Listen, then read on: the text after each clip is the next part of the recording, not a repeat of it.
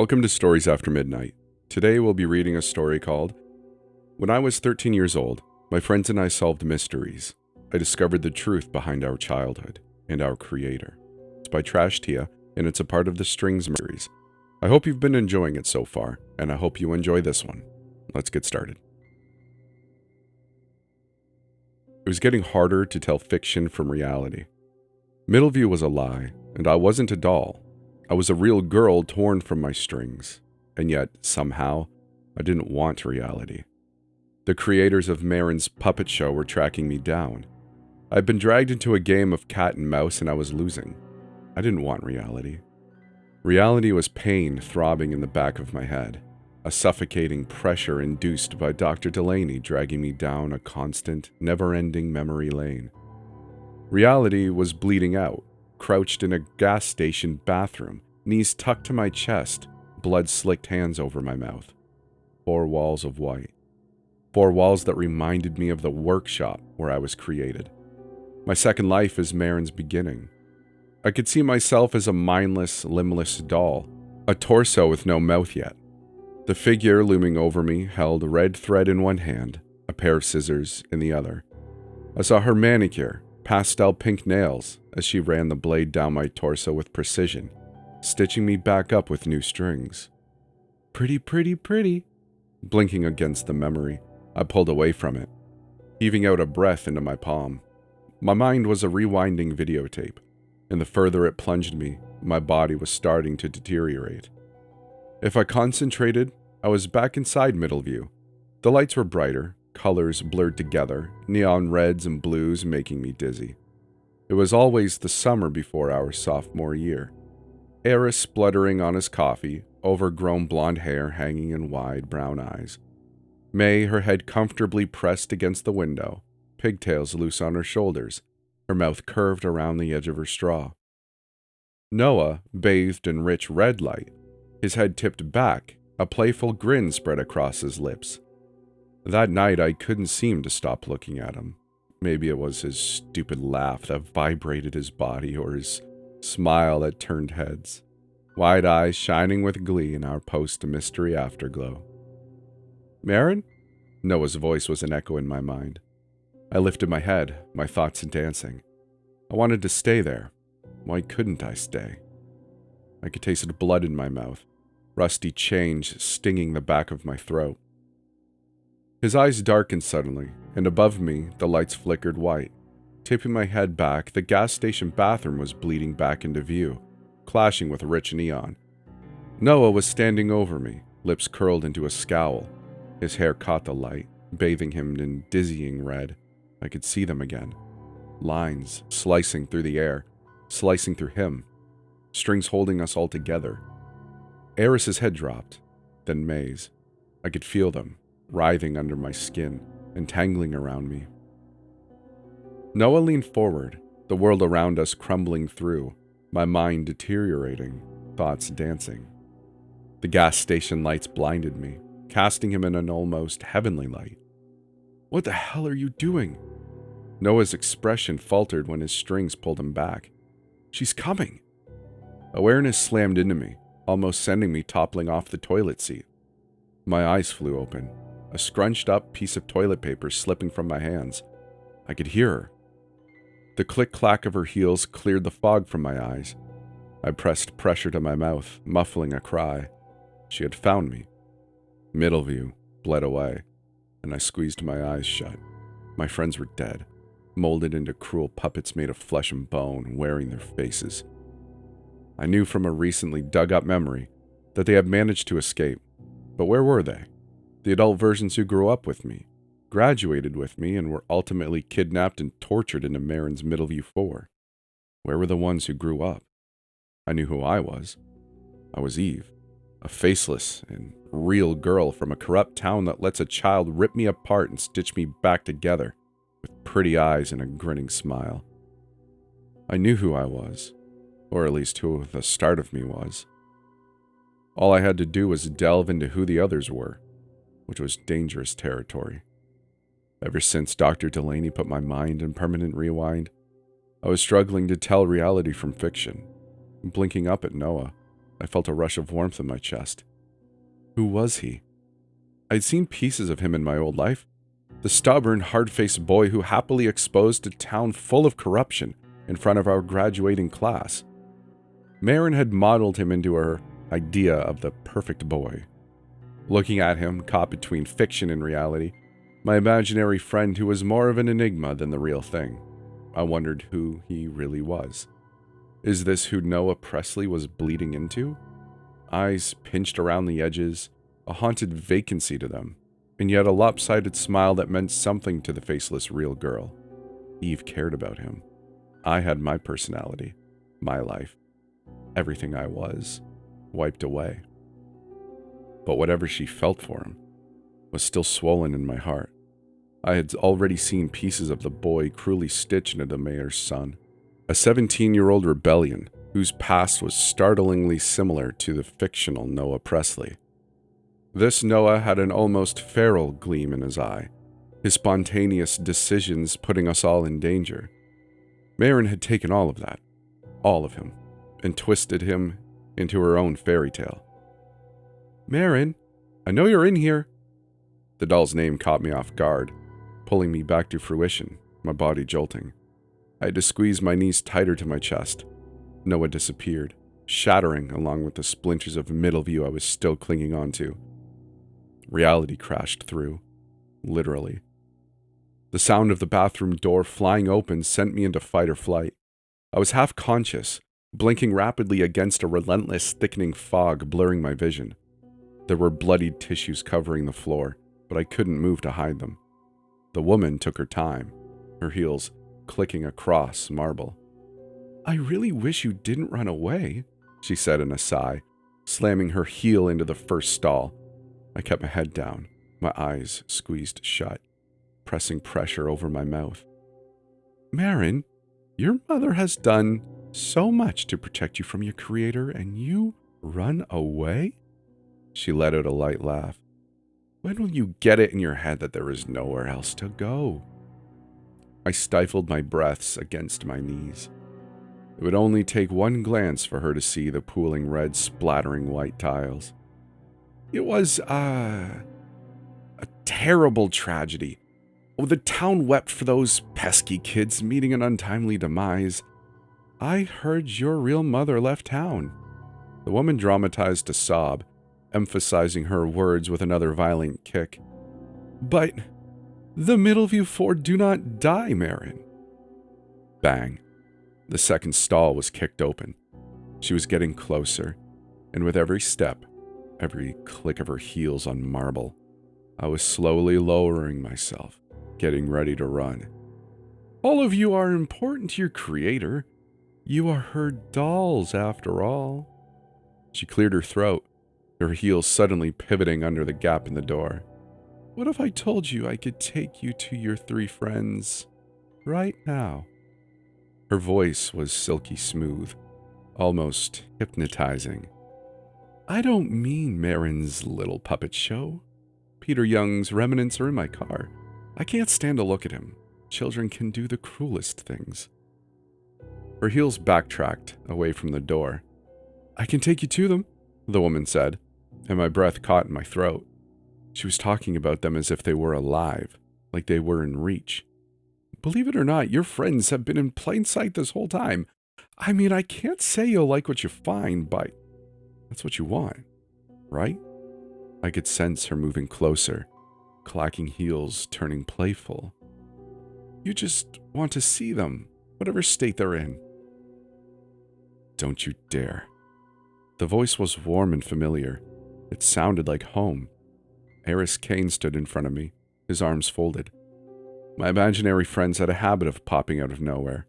His 15-year-old Middleview self was younger, like a golden retriever, sandy blonde hair hanging in his eyes. Marin's creation was more akin to a modern Ken doll. His eyes were not what I expected, a darker, more haunted glint.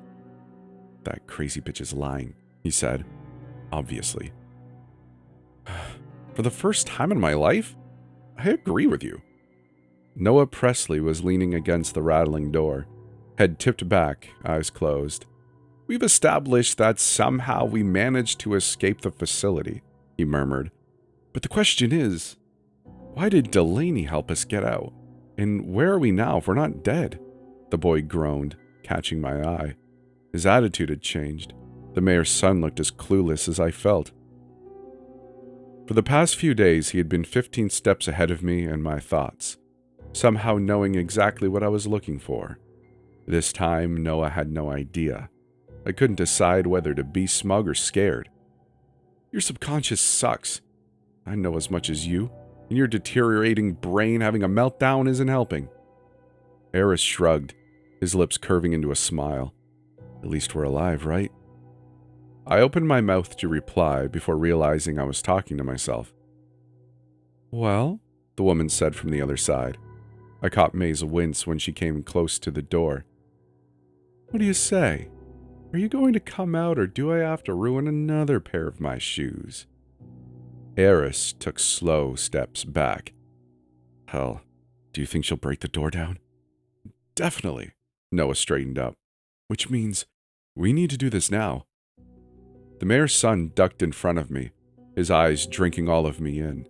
He didn't like being in the dark. My subconscious was getting increasingly impatient. Do you want to know where we are?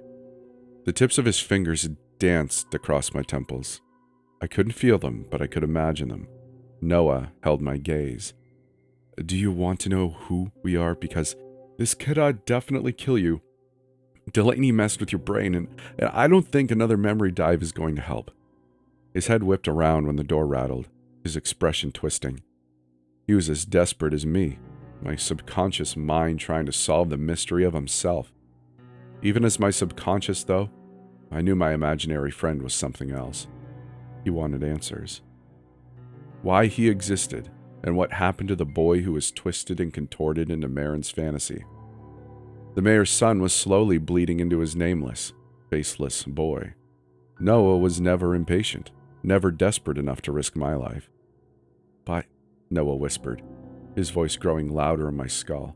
I blocked out the violent kicks into the door. Do you want to risk it? Yes. Noah broke out into a smile. Okay, concentrate. Your mind is pulling you in different directions, but you should be able to control where it takes you. He closed his eyes, and I followed suit. It was so warm, his breath tickling my face. I could almost mistake him for being real. I was half aware of the door breaking open, but I didn't see Red Heels striding through. Noah jumped back, cursing. Eris and May stumbling into the door. Electroshocks rattled my skull, warm red seeping down my chin. I knew I needed to run, to get out of there, but my vision was blurring, my head lolling, white walls swimming in and out of view. Reality was getting easier to let go of, like plunging into the ocean. But this time, I forced myself further, deeper. Shadows filled the stall, one in particular ducking in front of me. I was already falling, just like always, plunging without an anchor, my grip on the real world fraying like my strings. Eve? The voice was a shadow, an echo creeping in. Bright light greeted me. I was standing in an elementary school classroom, and in my hand was what looked like a brightly colored book. The book was homemade, put together with bright paper and kids' drawings. I had an audience of a dozen wide-eyed little kids, all of whom were wearing masks. Mr. Pembroke hated us when we were little kids. I could tell the teacher was reveling in delivering our punishment. Eve, would you like to start reading? The others stood either side of me. Noah looked bored, jumping up and down on his heels, while May and Eris entertained the little kids with smiles. I caught Noah's wink. I gave him a slight nod. If we had to endure some stupid punishment for being caught in Sheriff Hammond's office, then so be it. After all, it's not like we planned to be caught. Planned to be given community service, which we knew would be story time with a group of kids who didn't make sense. 12 kids with forced birth records who were aging at an unnatural rate. Clara Little, the redhead with ribbons in her hair, was supposed to be 2 years old. So, why did she look like a 10-year-old? Eris nudged me and I cleared my throat, opening the book. The Adventures of the Middleview Four, I read out, projecting my voice. Written and illustrated by Marin Delaney. I turned to the first page, and the little kids started to murmur in excitement.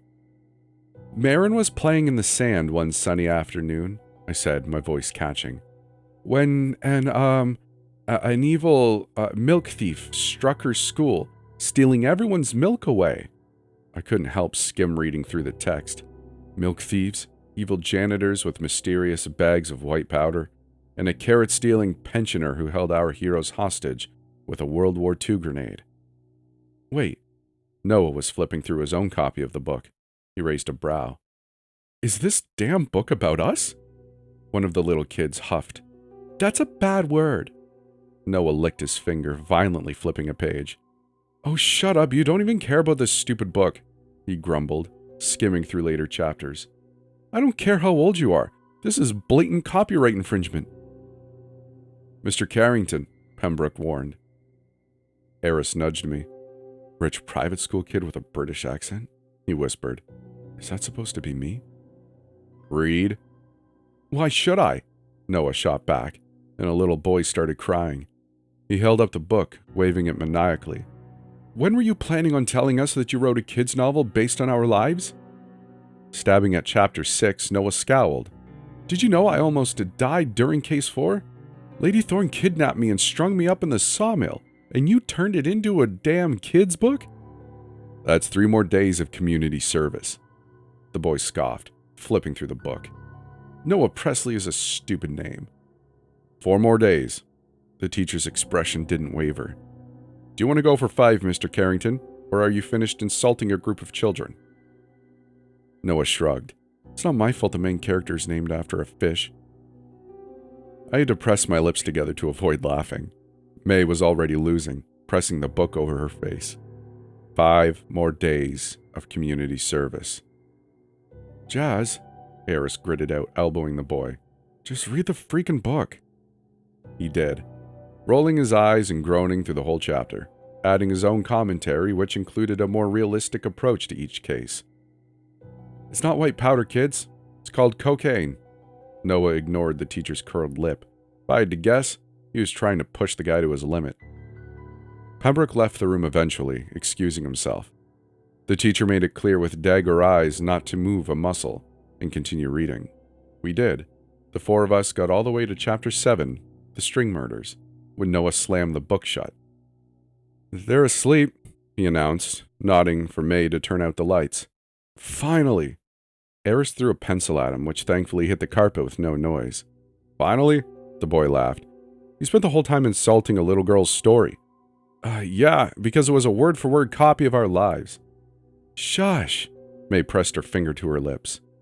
I was already moving toward the door at the back of the classroom. Mr. Pembroke's office was impossible to get into usually. Eris grabbed the bag he'd hidden behind the door, pulling out 4 flashlights.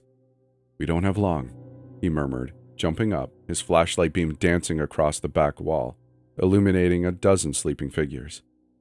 May pulled out the key card she'd grabbed from a janitor.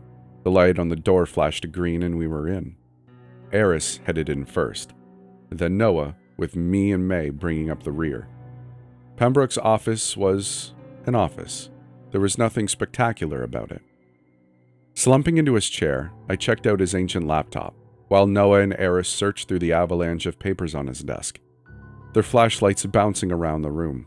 May ducked next to me, pulling open a drawer. Bills, bills, and more bills, she hummed through a mouthful of flashlight. Wait. May held up a piece of paper. This looks like a group of subjects. She spat out her flashlight. All born in 2011. They don't have names, but they are numbered 0.1 to 0.10. So, Pembroke is experimenting on kids? Noah said, fumbling around the bookshelf, lifting books. That doesn't surprise me, he lifted his head. Still though, why were Sheriff Hammond and the high school principal's name on that creepy list of benefactors? His eyes widened. We know about Hammond's side hustle, but why endorse human experimentation? May sat on the edge of the man's desk, swinging her legs. What are they experimenting on, though? Clones? Noah whispered excitedly. I bet it's clones. There's nothing in here, Eris said, leaning against the wall.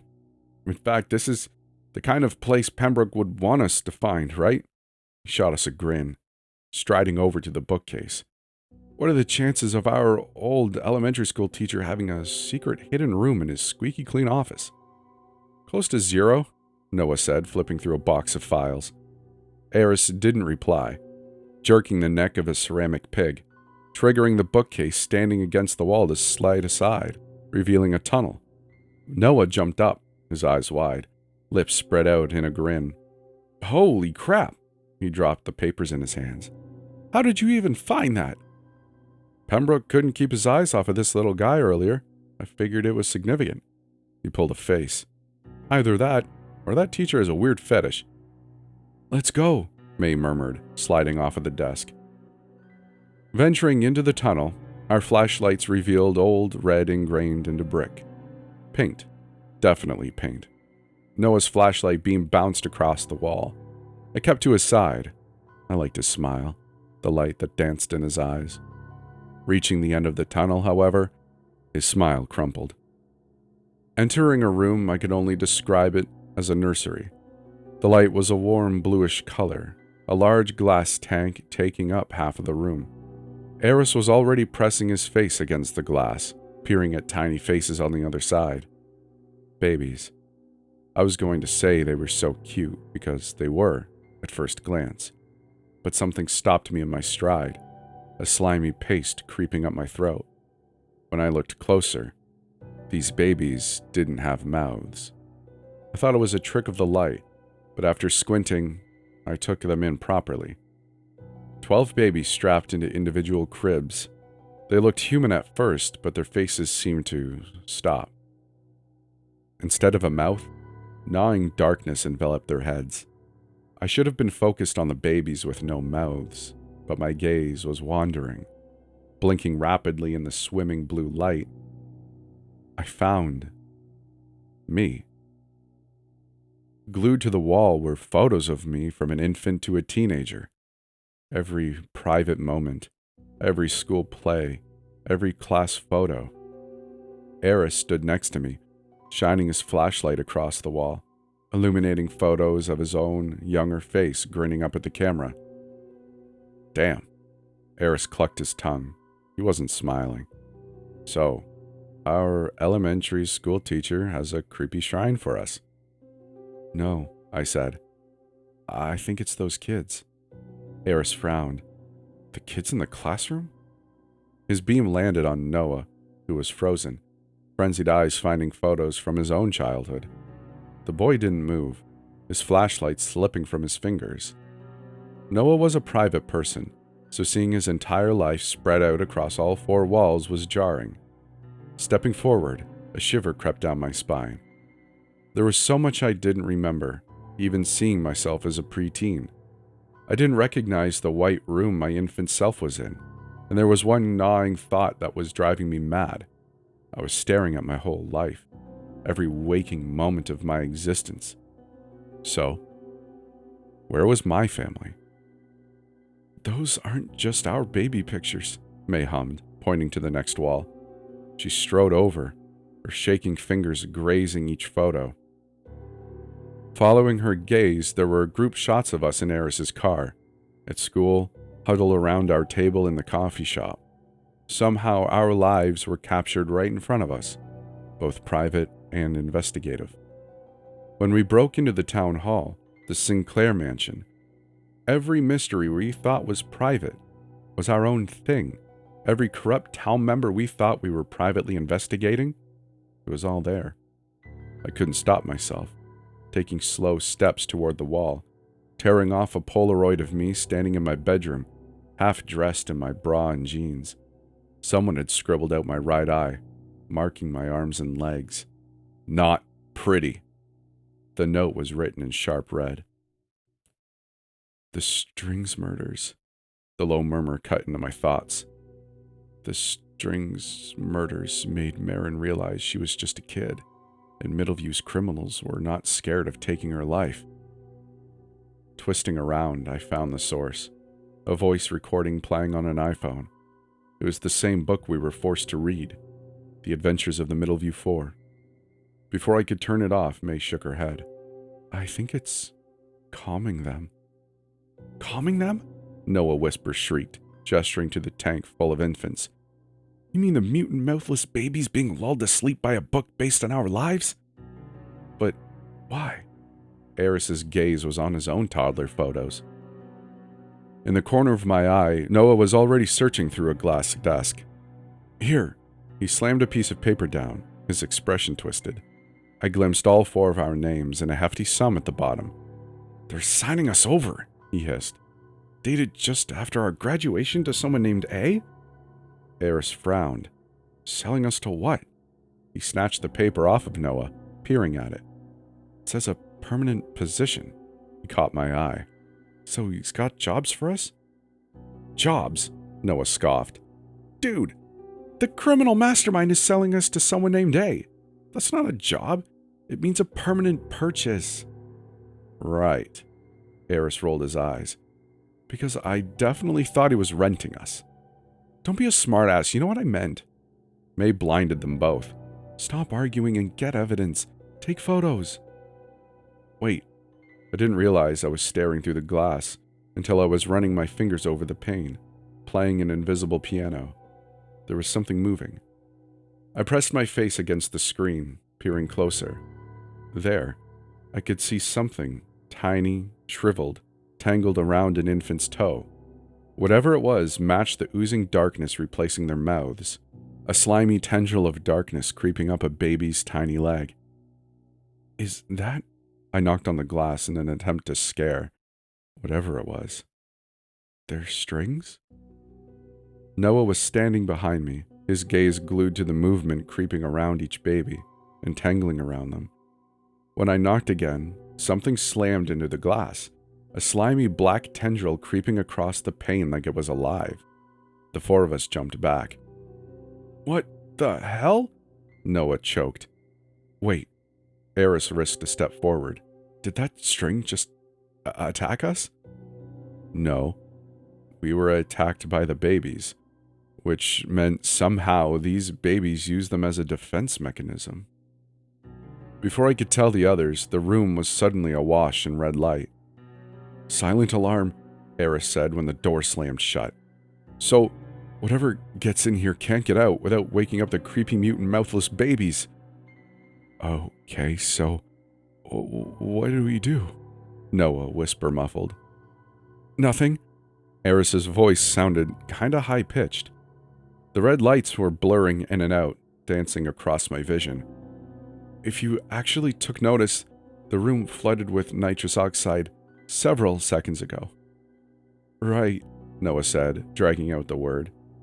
And what do we do, idiot? I never got to hear Eris's answer, but I did hear his head hit the floor with a meaty smack. The memory fast-forwarded, and half aware of reality, where I was bleeding out in a bathroom stall, I had an eerie sense of déjà vu. There were voices above me, voices that didn't make sense but also somehow did. I fell away from them, back into the dark. Without Delaney's brutal pushing, I was able to tread the memory like dipping my toes in the deep end of a pool. This time I was in what looked like a hotel room, minimalist with navy walls and a chandelier. It was the penthouse suite. I was tied to a chair, my wrists pinned behind my back, in front of large windows looking out over tiny town where the townspeople resemble cockroaches. There was something sticky over my mouth, duct tape. I tried to lick it off, but this was strong stuff. A familiar muffled grumble brought my dizzy thoughts back to fruition. Oh yeah. I lazily lulled my head to the left, where Noah Presley was muffle screaming through a swath of tape over his mouth. I was blasted in the face with nitrous oxide. That explained my headache. I should have been surprised when Mayor Caravel stepped into the room, settling the 4 of us with a patient smile, but it was obvious he was pulling the strings from the beginning.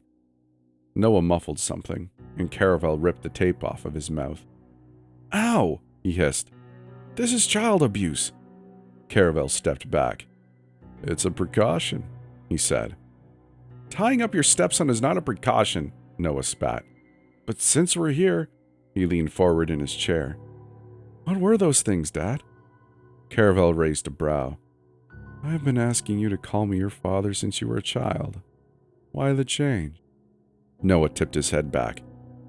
I don't know, Dad. Maybe since you abused Mom and treated her like crap, driving her to suicide? His words dripped venom. You have child services in your pocket, so what choice do I have? I can't run away, and I'm pretty sure you killed my real dad.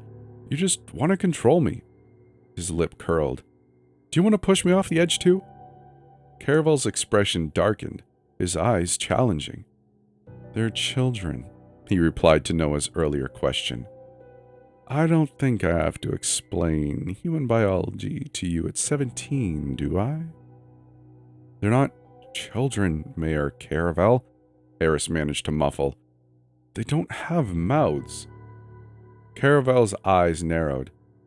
Mr. Young, I don't believe I asked you to speak. Hey, don't talk to him like that, Noah gritted out. Why are you dodging the questions? You have a nursery full of mutated, mouthless babies.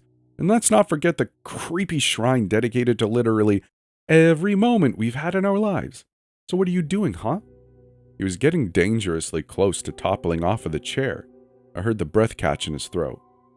Wait, Noah laughed, but it came out like a sob. Did you do that crap to us? Caravel sighed. Kalen, he nodded to the doorway. I twisted around to find a man wearing a pale blue mask striding into the room. Dad, Noah's voice broke. Why won't you answer me? Did you mess with us too? He heaved out a breath, his eyes widening. I could already sense it, his lungs failing to suck in oxygen. He was having a panic attack. I was used to him suffering from them, but I couldn't do anything. I couldn't grasp his hand and tell him to breathe. Mate, Harris whisper muffled. It's okay. Breathe. Take care of them. Caravel knelt in front of Noah with a sigh. Just take it easy on my stepson. I don't want you to hurt him, but he is becoming a pain. He reached out to Noah, at first caressing his cheek, and then gripping his chin, forcing the boy to look at him. Jazz. His voice was soft, yet I could see the dents his fingernails were making in Noah's flesh. What I want is for you to embrace your gift. His smile was fatherly, but I could see exactly what Noah could. Control. You are my son, and I want you to stand by my side when the time is right, and accept your place. The mayor's grip loosened slightly, his hand lightly stroking the boy's cheek, brushing strands of hair out of Noah's eyes. I don't think you understand how important you all are to this town's children. Stop fighting me, then maybe we can have a talk. About what? Noah sobbed. You're selling us off after graduation, and you expect us to blindly accept it? Jazz. Get off of me, Noah seethed, pulling at his restraints. I want to know why those mutant children are obsessed with us. They're your creators. The man's words sucked the breath from my lungs. What? May spoke this time. What's that supposed to mean? Caravel sighed. Take everything. He stood up. I don't usually ask for a clean slate, but they're becoming harder to manage. The Middleview Four will continue. He caught my eye and something twisted in his mouth, like his smile was being artificially pulled. I blinked. Strings tangled between his lips, whether they like it or not. No! The mayor's son choked out a cry, struggling violently, his breaths coming out in sharp pants. Do you seriously think you can wipe everything away? I'm finished talking to you, Jazz. Please, Noah gasped out. Dad, I can't breathe. He tipped his head back, sucking air between his teeth. Are you really going to kill me? Caravel's lips pricked. If I could kill you, I would have a long time ago. The boy's breaths were growing labored, and part of me was thankful when the masked man pressed his fingers to his temples, murmured reassurances, and Noah's head dropped. The man turned to me. Can you breathe in? His voice was soft, almost melodic. The pressure on my head felt just right. I'm going to take you home. Eve? That voice pricked me back to consciousness. Reality. Hey. Eve, hey, come on, stay with me. Dr. Delaney told me there was a specific memory that was killing me. No matter how deep I delve to reach it, it's always too far down, enveloped in an oblivion I could never get to. He told me this memory was causing my brain to swell from the pressure of relentless attempts to find and revisit it. Part of me knew what this memory was. I had already slipped inside, instantly retracting myself from it. It was a scarlet room. I told myself I would only find it again when I was sure of myself, but the memory that was killing me found me instead. I was so cold and yet so warm. My body was entangled in something slimy, something stringy wrapped around my wrists and coiled around my neck. The room was made of concrete, and I could feel each of them pressed to my back. They were warm, alive. I felt their wriggling wrists pressed to mine. Eve. Noah's voice was a low murmur. He was older, 22 years old with patchwork skin and one glass eye. The boy who tried to save me. Why did he come back? I was already trying to pull from the memory. I didn't want to see this. Hell, I didn't want to see this. I saw them push through the exit doors, bathed in flashing lights. So why were they here? Why were they back on the cutting room table? Noah's head dropped onto my shoulder, but I was only drinking in blood-splattered walls and hanging above us, a stained blade. Do you remember my name? I lost my voice when the silver blade started to spin. Noah? I said, and his laugh was more of a sob. I kept saying his name even when the blade came down, slicing through him, hollowing him out. The saw was precise in the way it ripped through 3 members of the Middleview Four and left me screaming, sobbing, my arms still bound to dead flesh. His name was stuck in my throat when warm beads of red trickled across the floor, dripping down my back and neck. It was everywhere, stuck to me, staining me. He was everywhere. They were so cold while I was so warm, soaked in wet warmth that dripped down my face. Their backs pressed to mine felt wrong, like cold lumps of flesh. It was pitch dark apart from that single spotlight. It lazily followed the beam, glimpsing trails of scarlet splashed across the table, turning black in the shadow. Marin. Warm arms wrapped around me, pulling me from the table. Mom pressed her face into my shoulder, her lips tickling my ear. Oh, baby, you've made me a proud mom. She pulled away, her lips stretched apart, strings pulling them into an unnatural giggle. You're my little star, she whispered. When Marin watched you discover your friends on stage, she was so excited. She rewound that part so many times. Mom turned me around forcibly, and my gaze found the pieces of my friends.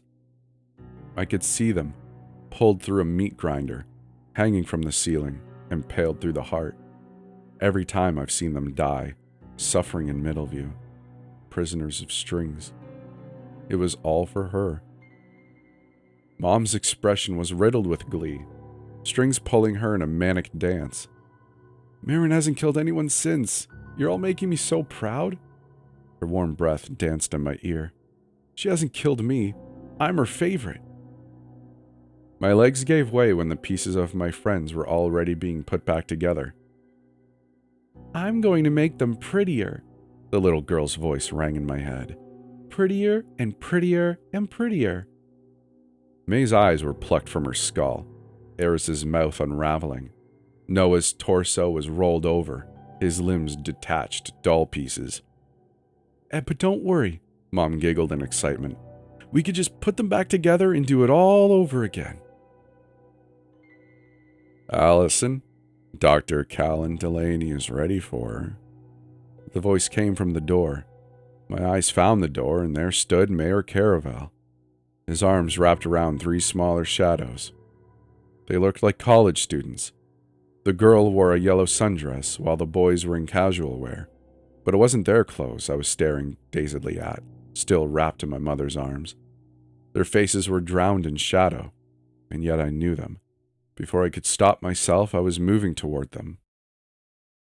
Mom yanked me back, forcing me to face her. I could see strings entangled around her iris, her mouth violently pulled back and forth. "You're my star, Marin," she said, squeezing me to her. "You're doing so well at keeping our special girl happy." Thankfully, I retracted from that memory, oozing back into reality. "Oh, thank God. Are you all right?" The first thing I noticed was the cool graze of cool air whipping my hair out of my face. I was lying on a wooden bench, a young woman looming over me, her hands filled with bloody tissue paper. I gingerly swiped at my nose, prodding at dried blood crusting the edge of my nostril. "It's all right. I managed to stop it, but you really need a hospital." She dropped down beside me. "I found you in the bathroom, barely conscious, talking about red heels," she laughed. "I had no idea what you were talking about, but you were bleeding pretty bad, so I called 911. I sat up, a dull pain throbbing in the back of my head. The woman handed me a bottle of water, and I drained it. "Do you want a refill?" She pointed down the road. "I can just go to my truck. I have water in my trunk." I nodded, a small thank you slipping from my lips. "No problem. I'm Bess, by the way. It'll be just a minute, okay?" When Bess was gone, I managed to stand up, pressing pressure to my nose. I found my gaze flicking to the freeway, following the stream of late afternoon traffic. It had to be at least 6 p.m. The sky was darkening. When I followed the horizon to catch the late setting sun, I saw something else instead. Something cutting into the air, slicing its way through reality. I stepped back. Strings. Strings that had expanded from Middleview, from Marin's stage show. And now they were in my town, which meant Marin is hunting me down. Another step back, and a hand slammed over my mouth. "Bess," the voice said. "In the middle of nowhere, a 20-something-year-old woman named Bess just happens to find you bleeding out in the bathroom and offers you water from her truck?" I felt hands on my shoulders, turning me in the direction of Bess's truck. "If you were a real detective, Marin, you would have noticed Bess is currently running towards us with a gun in one hand and a sedative pistol in the other." His breath, real and ice cold, grazed my ear. "Run." A loud beep pulled me out of my thoughts. A black SUV was pulling up next to us, and I was shoved into the passenger seat, face planting directly into a warm lap. The door slammed shut, a familiar laugh from the front seat. "That was the slowest getaway I've ever seen. Did you short-circuit?" "Shut up and drive," the other voice grumbled. The car flung forward, and I almost rolled off of the seat. The voices didn't make sense to me. An amalgamation of what was supposed to be home. But I saw them die. I saw them ripped apart. I said, "Drive left." "I am going left." Another violent jerk, and I was sure I was going to die. This time by car crash. Thankfully, cool hands were helping me sit up straight. She was both beautiful and grotesque. A cruel and yet kind delusion of what I wanted, ripping my heart to pieces. May. Her face was too perfect. Pretty blue eyes and porcelain skin. Dark hair and her usual pigtails. The girl looked like May. When she smiled at me and told me everything was going to be okay, she sounded like May, but she was so cold. Her skin felt almost slimy. "The other left, you damn idiot!" "Oh, you mean the right?" The voice choked. "Wait, hey, 2 o'clock. One of the figures whipped around. Noah. His face, like May's, was too perfect. "She's tailing us." "I've got it." The boy with Eris's face jumped into the back, primed on his toes like an animal. He turned his head. "Can you drive into a secluded road?" "No, I know what you're thinking, and doing that will just attract attention." Eris leaned back in his seat with a sigh, and I caught something attached to him, threaded down his neck, entangling around his fingers like a spider's web. Killjoy. Strings. Not red, but black rotting strings. A shadow appeared in the corner of my eye. Noah, his Middleview 15-year-old self. His eyes were dark. I don't mean to be the bearer of bad news, but they're not us. Noah Presley. Always the damn detective. I was already playing with my phone, stuffing it between my legs to keep it hidden. Noah was thinking exactly the same, but there was something wrong with him. I caught it, then. Rich red seeping from his nose. He swiped at it with his sleeve, his eyes widening. I found myself wondering if figments of my imagination were supposed to bleed. That's new, he mouthed. He caught my eye, and I noticed his expression twist. Could he feel pain? Can you not hear me? He hissed, swiping at his nose. Eve, they're not us. I'm trying to ignore him, but you can't ignore your subconscious. I'm currently traveling with strangers, with my friends' faces. I'm terrified of them, terrified of getting caught. But also, they're real. Right now, they're all I have. But I have a feeling Marin is playing a new game. That's the end of the story. I really hope you enjoyed this one. I can't wait to see where this ends up, and I hope you're enjoying yourself as well. A huge shout out to my patrons for making this episode possible and every episode hereafter. And a huge thank you to Trash Tia for writing such an awesome story. I really do appreciate you listening. I hope you enjoyed yourself. If you'd like to support the channel, more than just liking, commenting, subscribing, the usual jargon, there is a Patreon you can come join, where there's early access to videos and a couple other goodies that I have been working on. If you'd like to come chat with us, there is a Discord you can come hang out in. It's pretty low-key, so it won't take up too much of your time. But I guess with all that said, I really appreciate you being here, whether on YouTube, podcasts, wherever you found it.